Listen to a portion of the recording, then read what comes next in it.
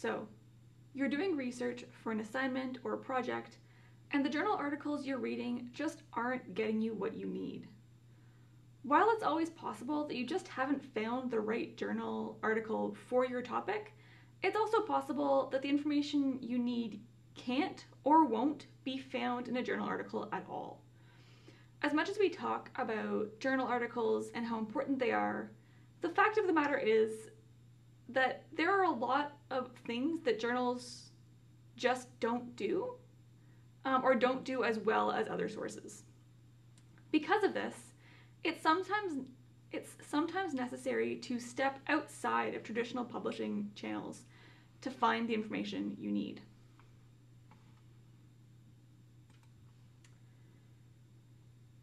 So, what don't journal articles do? As it turns out, a lot of things.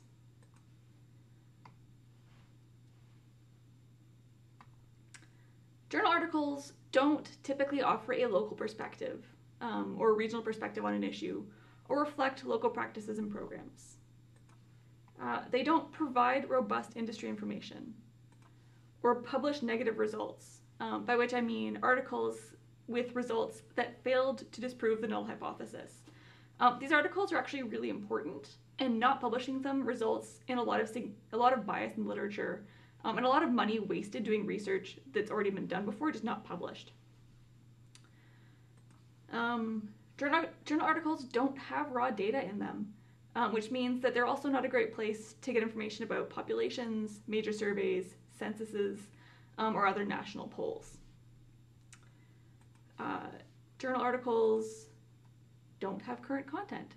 I mean, we talk about them being, the most current stuff, but they're really not. It takes at least a year to publish, typically 2, and that's like after the research has been done, the article's been written, it's been edited internally. Then it takes another year or 2 to publish. So often research is 3 years old before it even comes out first day published. So while it is the most most current published content, there are ways to get to that research faster, or to get newer stuff really, really early. Journal articles don't represent diverse issues well, especially historically. Research with minority or underprivileged populations tends to be underrepresented in the peer-reviewed literature, and while they've improved over time to some extent, the research there is not sufficient and can be culturally insensitive. So, to balance out all of these biases in the formal peer-reviewed literature, it's sometimes or even often necessary to delve into what we call gray literature. Gray literature refers to information that was produced and reported by an organization that is not primarily a publisher. It's this huge heading that includes things like reports, working papers, conference papers, and government documents. Gray literature can't replace the peer-reviewed literature in any single research topic, for reasons that I'll get to in a few minutes, but it does complement it in a number of important ways. For instance, gray literature does get released more quickly than formally published literature, making it a great place to get the most up-to-date research on a topic. So really thinking conference proceedings in this case, or government reports.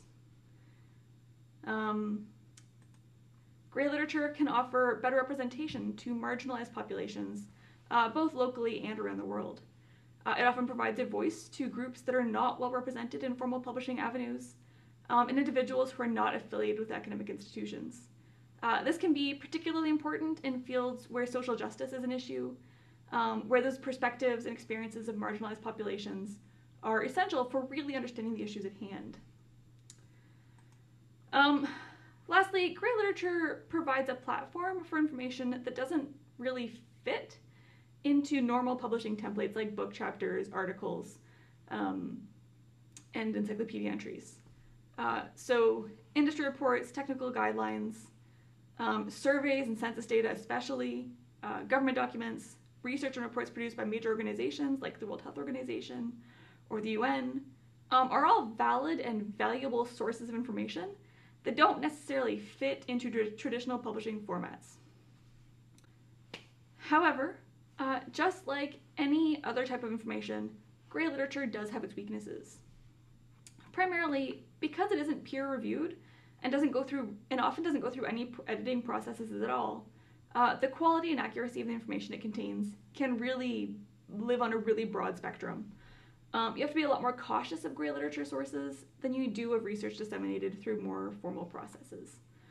Grey literature is also notoriously difficult to retrieve, as it isn't widely disseminated or easily accessible through traditional information sharing platforms like library catalogs or databases.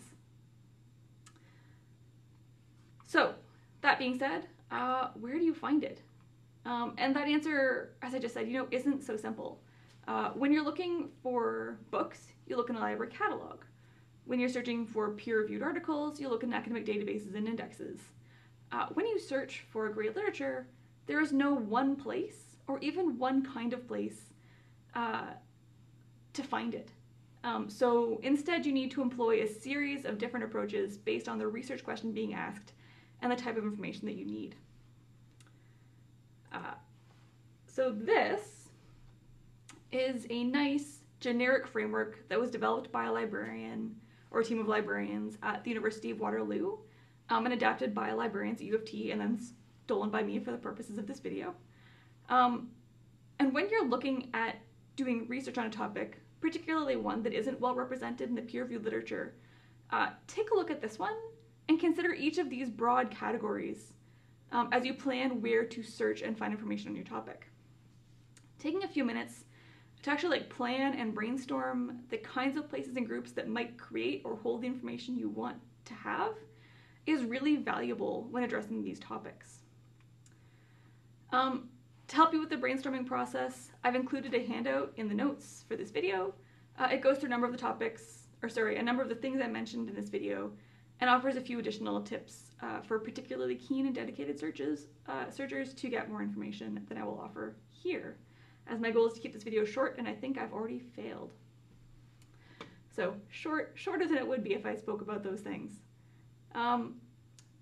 But before you can get to that, I want to talk about what the categories in this framework actually include. So here goes. Academic voices, Academic voices include the more traditional publishing avenues like books and peer-reviewed articles, which are not grey literature, but also includes things like conference proceedings and dissertations, which are. News media includes things like print news, news radio and television, and some podcasts. These are often also not really considered grey literature, but since they often appear when doing grey lit searching and can offer the same kinds of benefits, they're worth mentioning in this framework. Community voices is pretty key for marginalized populations, and they can come from places like social media accounts and platforms, forums, blogs.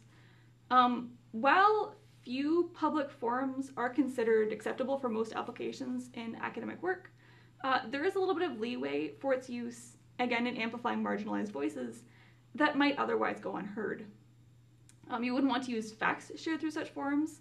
You'd want to find those through other sources, but you could take quotes to exemplify experiences or do research on those forums themselves, or make use of any links or connections the authors may share.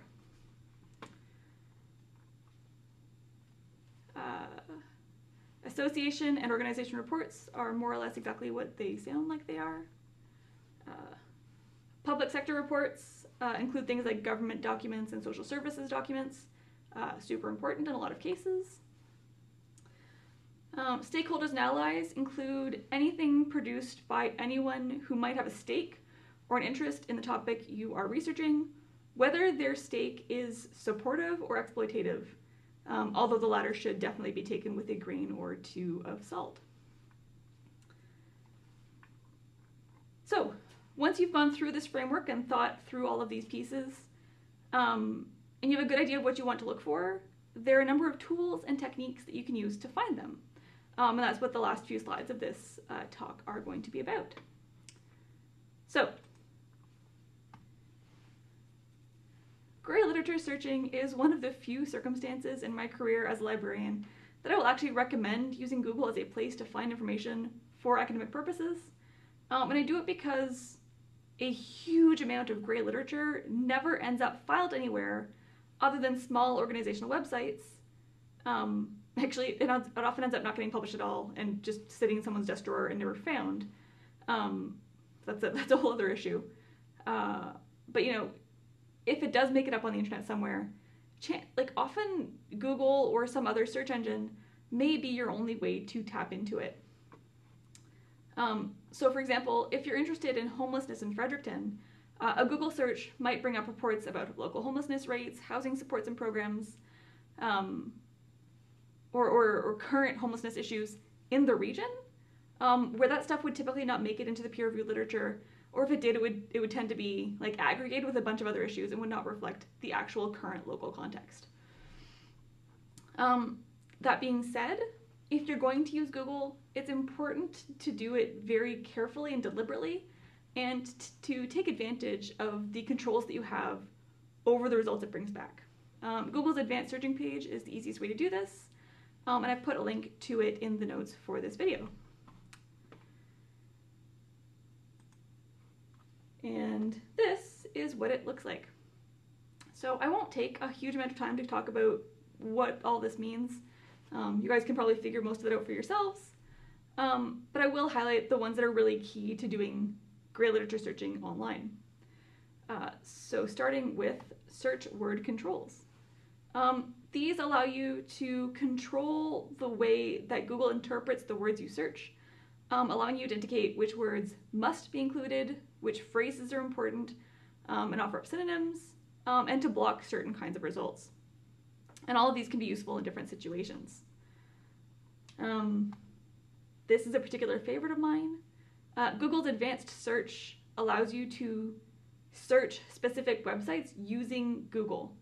So if you know the kind of information you're looking for is found in a particular website or type of website, you can use Google to search just the content of those websites.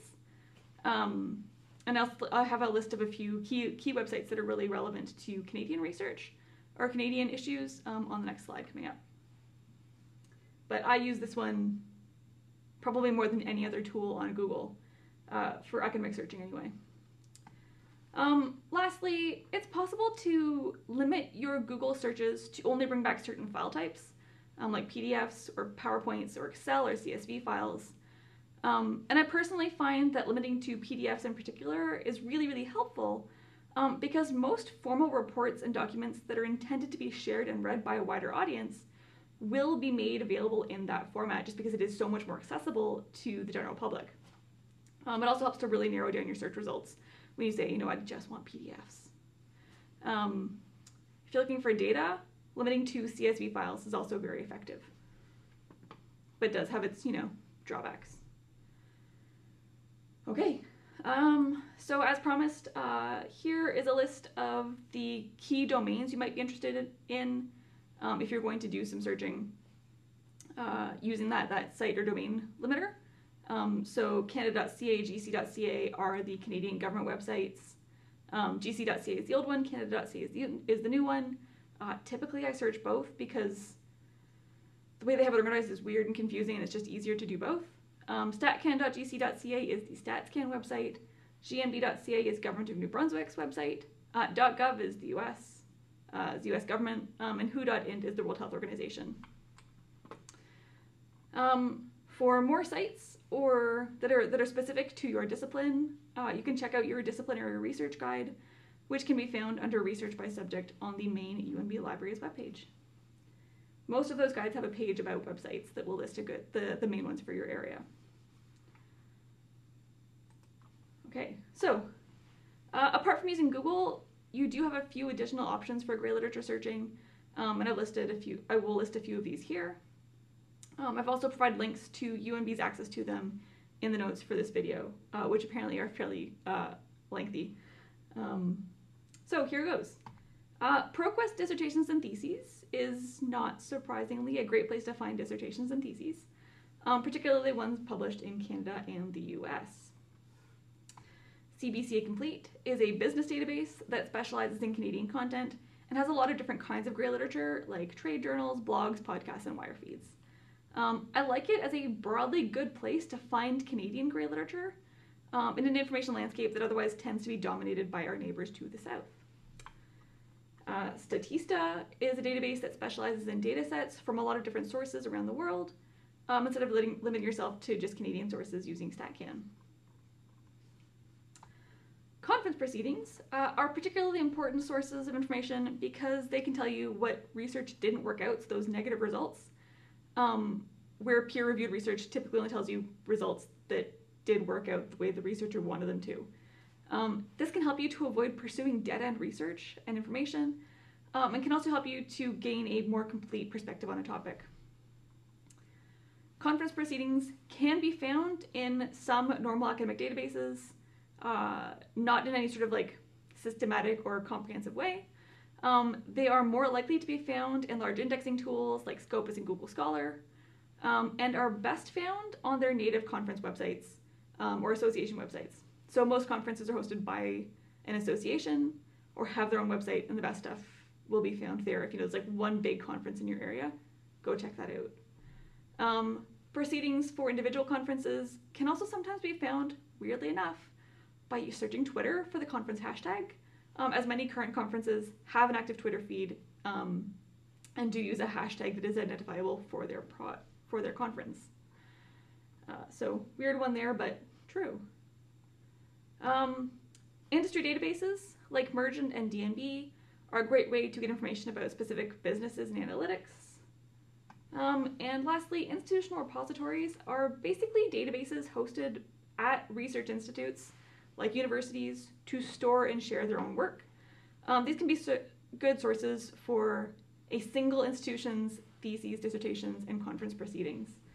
Although depending on the institution, it may or may not, it may be more or less comprehensive. Okay. So, now that I've thoroughly touted the importance and value of grey literature, I want to return to a point that I made early on, that the biggest downside to grey lit is that it does vary fairly significantly in the quality and reliability of the sources. Because there is no formal editing process or review process, for most grey literature that's created, it's up to users and readers and researchers to make those judgments. There are a lot of methods proposed for making those judgments, both formal and informal. You can look them up online.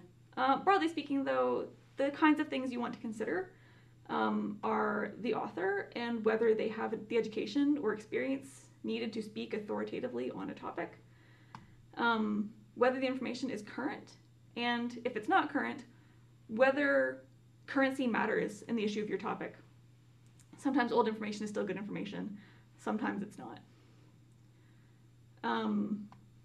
Whether there are references or citations, and the quality of the sources, if they're provided in the grey literature you're reading, what the motivations of the author or creator are. So this is really, really important. Are they being paid? Do they benefit in some way from persuading you of something? Are they advantaged simply by your readership? And could that be influencing what and how they write? Often the answer, like when you're looking at blogs and stuff, that can be the answer, which is why you get like those really, really huge, long recipe blogs. But just things to think about as you go through the process. Lastly, have you found or read any other reliable sources that corroborate the information being shared, and how reliable were those sources? So failing any one or more of those tests doesn't mean that the source can't be used, but it does influence how it should be used and the weight it should be given in any decision making that is based off the work you're doing. For instance, someone doesn't need to be well educated to share their personal experiences, but when considering the weight of such experiences on a broader community and whether they're generalizable, it's necessary to remember that they are anecdotes and not evidence. So quotes for salience and context are appropriate and valuable, but we do need to look at the broader scope. A higher threshold of evidence is needed for more substantial decision making. Okay, so almost at the end. As a quick recap, Grey literature addresses some of the weaknesses present in the products of more formal publishing that produce things like books and articles. Specifically, grey literature can offer a local or regional perspective on an issue, reflect local practices and programs, provide industry information, offer insight into dead-end or failed research inquiries, share raw data, reflect the most recent innovations or perspectives on a topic, and increase representation of marginalized voices and populations in research.